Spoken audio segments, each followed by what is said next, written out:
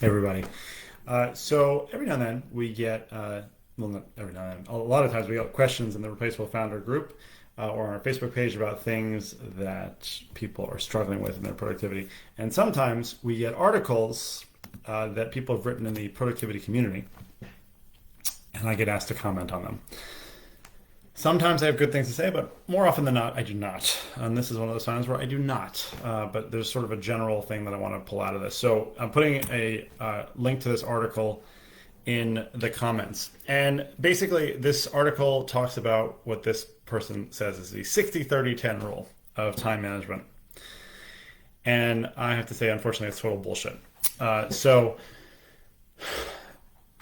let me tell you what it is first of all. So what they basically say is what this person says, and this is clearly completely made up, is that you should be spending 60% of your time on your high value tasks in a day and 30% of your time in your medium value tasks and 10% of your time on things that don't necessarily move the needle forward today, but they set you up better for tomorrow. So that doesn't make any sense at all in any way, shape, or form. It's very, very bad advice. And not only is it not helpful, in my opinion, but it's actually dangerous. And I want to explain why. But so, first of all, here's a few problems. One is some people have a difficult time enough identifying what their high value tasks are. So it's not that simple. For a lot of them to just figure out what those are to begin with. It may sound like that's an obvious thing, like I know what the most high value tasks are today, but many times we do not.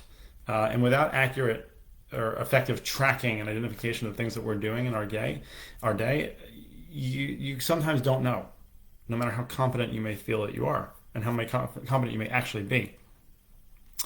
And then, first of all, deciding which makes that line between high value, low value, okay. But the other thing is it's completely arbitrary.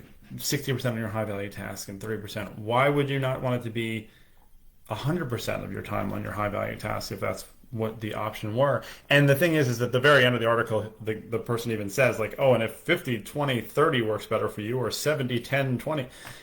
So it's just completely ridiculous to think of things that way. You should not be organizing your time around which tasks you're allocating a certain percentage to. It's too rigid. It doesn't really make any sense. It's too nebulous. There's no really clear guidelines there. And it's just a bad idea.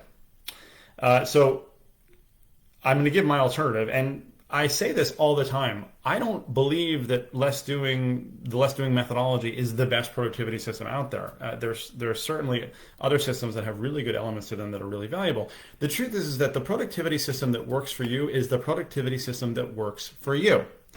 And you should pick and choose elements if you need to and mix and match.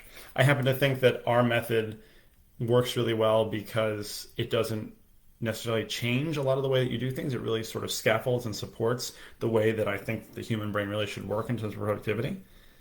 But all that to say that if I ever say something on a Facebook Live or in our content or anything that you don't agree with, don't try to do it just because some productivity guy said it, because that's part of the problem. It's the best way to the best example of this is like the morning routine, right? Everyone's all about the morning routine.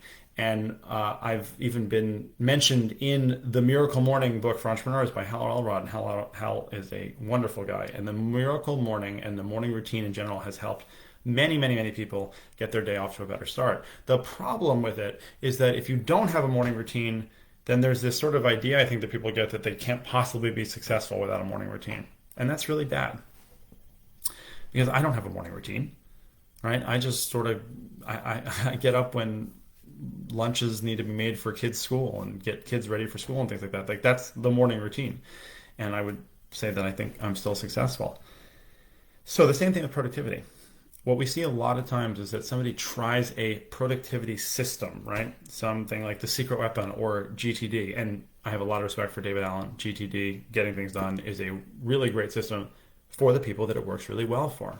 So if you try a system and it doesn't work, there's already so much psychology wrapped up in what makes somebody more productive or less productive, what makes somebody more or less or procrastinator or have control issues about giving up control and delegating. We don't need to compound that by making you feel bad about yourself because you can't be productive using somebody else's system. So that's why we never do that with Less Doing. That's not the point. This is really supposed to augment what you do already. So again, not saying that Less Doing is the best, but you take something like this, an article that somebody just totally made up about this 60-30-10 rule and this is proportions, which make absolutely no sense or completely arbitrary, and you can't really make it work. And then even saying at the end that you can change the proportions so you want, you're just setting somebody up for failure. And I think that there's too much of this going on right now where there are too many people writing about productivity systems that are not proven. And again, one of the differences with Less Doing and everything that we teach is that I have experimented, I have used not only on myself, but with hundreds of clients to see that these things actually work.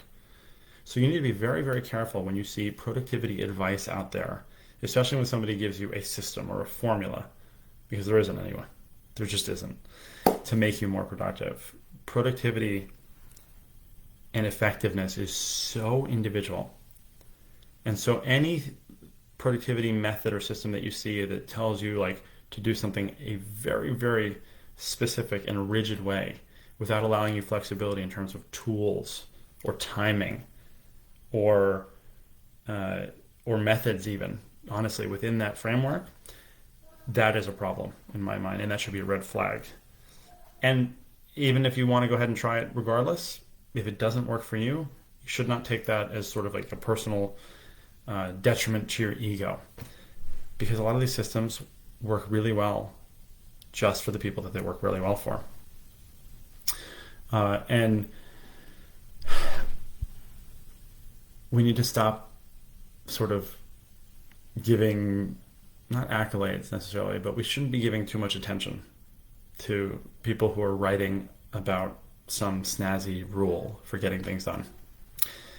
So read the article for yourself. I'd love to hear if anybody has anything different to say in the comments, but there's a lot of this stuff out there. And the thing that works for you is ultimately going to be the thing that you use. So I hope that's helpful. Make it an effective day. Thanks for watching.